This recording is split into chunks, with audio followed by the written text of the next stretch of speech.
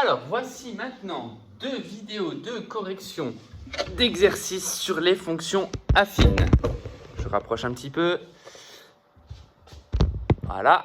Donc, un exercice 1 où on considère, que j'ai créé, où on considère 2 fonctions. Une fonction f qui est égale à 2x-5, qui a x associe 2x-5, et une fonction g qui a x associe moins 3x.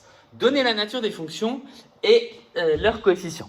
Alors là, ce n'était pas forcément très bien formulé, mais ce que j'attendais, c'est dire si elles étaient affines, linéaires, constantes, etc. Donc ici, la nature de la fonction f, c'est une fonction affine, puisqu'elle est du type ax plus b. Donc f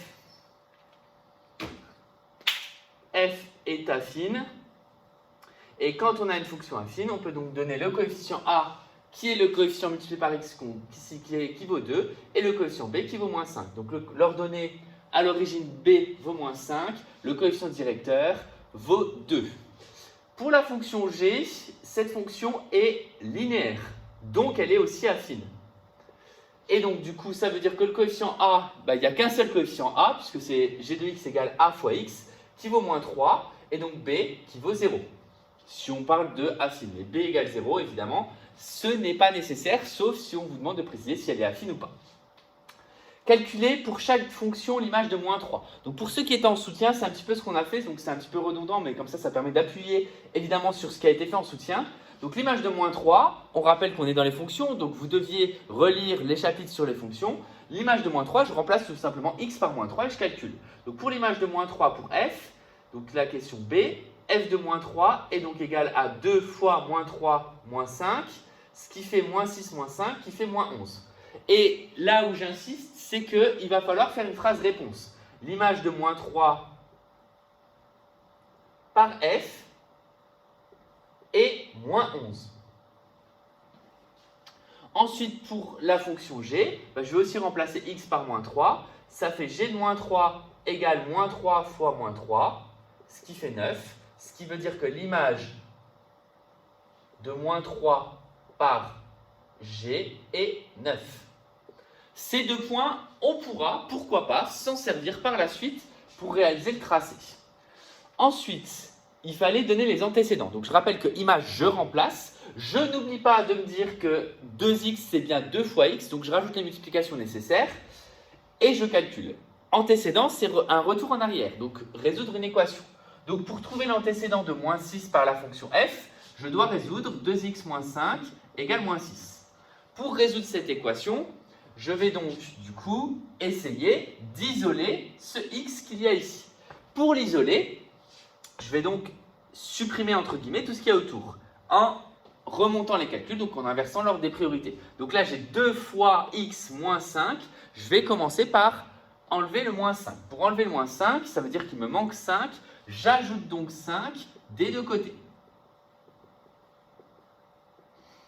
Ce qui revient à dire que 2x, puisque moins 5 plus 5, c'était volontaire, c'était pour l'enlever, ça fait 0, égale moins 1. Donc j'ai 2 fois une quantité qui vaut moins 1. Je veux au final l'avoir toute seule, cette quantité, donc je vais diviser par 2 de chaque côté. Ça va me donner donc x égale moins 1,5. Et encore une fois, et là j'insiste, au brevet c'est important, mais sur n'importe quel type de copie c'est important, je fais un calcul, on m'a demandé de déterminer des antécédents, je finis par une phrase réponse en disant que l'antécédent, il est unique ici, de moins 6 par f et moins 1,5. Alors certains ont peut-être trouvé moins 0,5. Évitez de les deviner, ces antécédents. Je le répète, ce sont des calculs quand on vous demande de les déterminer. Alors, on pourrait très bien se dire, ah bah oui, je sais que c'est moins 1,5, je fais le calcul pour vérifier, mais on n'a plus l'unicité si on fait ça. Donc du coup, c'est vraiment la résolution de l'équation qui nous permet de trouver l'unicité de cet antécédent. Ensuite, pour la fonction g, je dois résoudre g de x, c'est-à-dire moins 3x égale moins 6. Alors là, c'est plus simple, puisqu'on est vraiment dans de la proportionnalité.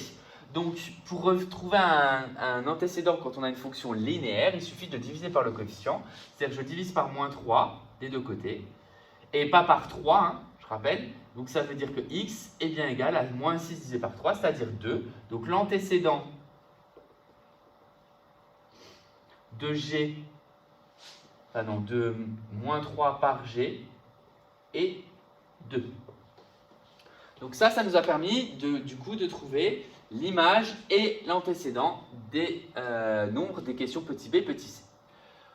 Nous devons ensuite les tracer, puis résoudre graphiquement, donc utiliser un tracé pour résoudre graphiquement ce qu'on va appeler le point d'intersection.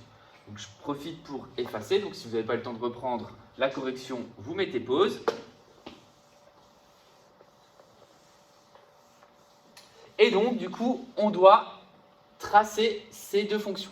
Il faut savoir que quand on trace des fonctions, et c'est pour ça que la question A a été donnée, quand on trace des fonctions affines, il faut être capable de savoir ce que l'on va tracer. Donc, une fonction affine, je trace une droite, une fonction linéaire, je trace une droite qui passe par l'origine. Donc ça va être les premières choses à dire et surtout à écrire. Donc, quand on trace une fonction affine, on dit que la fonction f est affine. Donc f est affine, donc, entre guillemets, je vais tracer une droite, ben, on dit ça, sa représentation est une droite.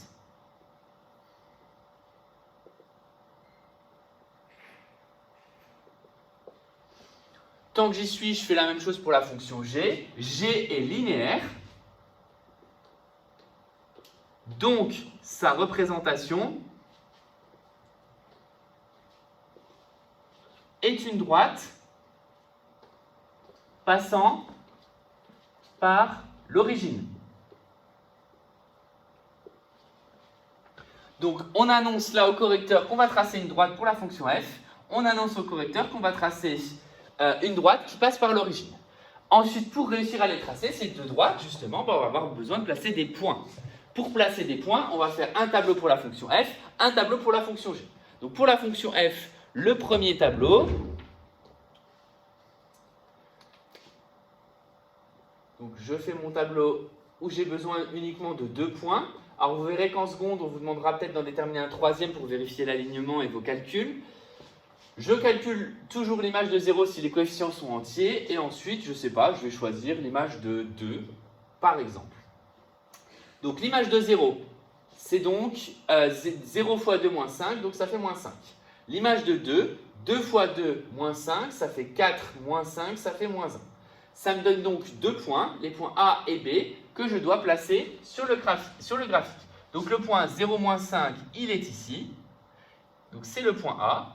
Le point 2 moins 1, il est ici. Je le place. Et ensuite, je n'ai plus qu'à tracer à la règle la droite reliant ces deux points. Alors, imaginons qu'on en calcule un troisième, et en fait, on en a calculé un troisième, même plusieurs.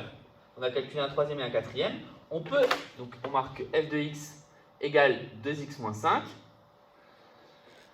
Ici, on pourrait très bien utiliser le point qu'on a trouvé dans la question B. Dans la question B, on avait calculé l'image de moins 3. L'image de moins 3, on avait trouvé que c'était moins 11. Alors là, l'image de moins 3, on voit d'ailleurs pas assez de place, on ne peut pas l'utiliser pour vérifier. On avait aussi trouvé l'antécédent de moins 6. L'antécédent de moins 6, c'était moins 1, il me semble. Non, c'était ça. Non, moins 1 demi. Moins 6, ça donnait moins 1 demi. Ben, on peut vérifier qu'en moins 6, on est exactement en moins 1 demi, donc qu'on a bien réalisé notre tracé. Donc ça, c'est vraiment des moyens de vérifier. Donc ça, c'était pour ma fonction f. Pour ma fonction g,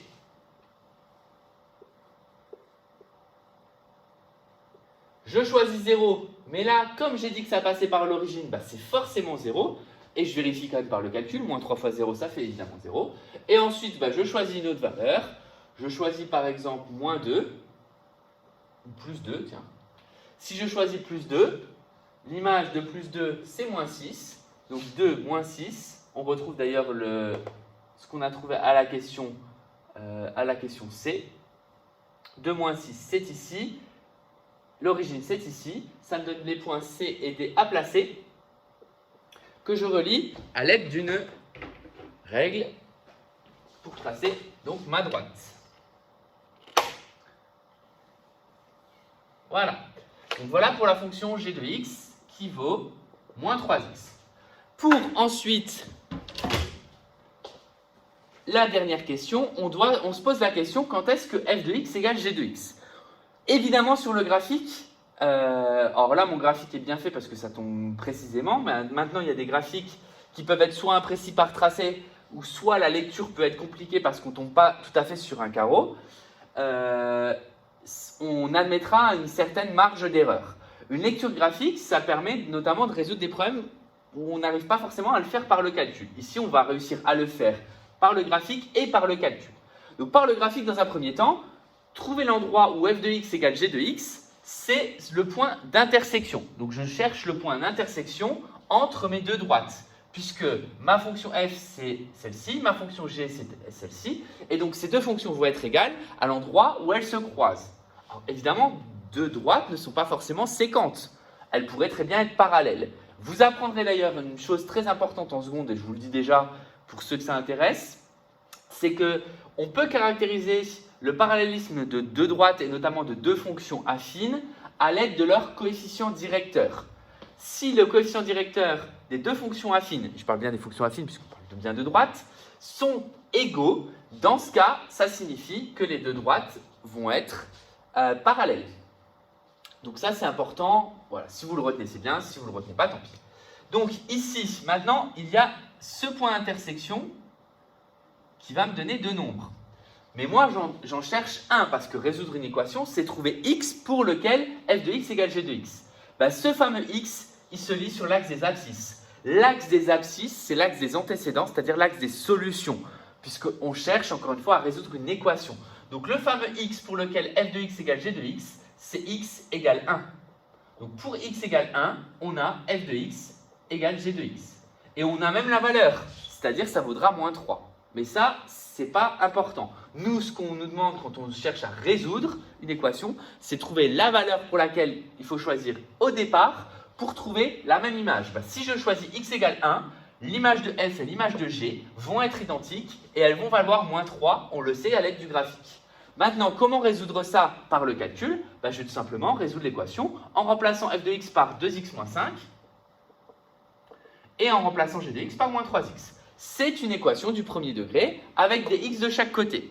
Et là, je vous le rappelle, même si ça fait un moment, pour ce type d'équation, la première chose à faire, c'est de rassembler les x. D'accord? C'est comme une balance. Quand on pèse des pommes et on veut savoir le poids d'une pomme, il y a des pommes de chaque côté de la balance. Ben, on va commencer par enlever ceux du mauvais côté pour qu'ils en restent juste d'un côté et toujours en essayant de conserver l'équilibre pour savoir, pour à la fin se retrouver avec le poids d'une pomme ou le prix d'une pomme, peu importe.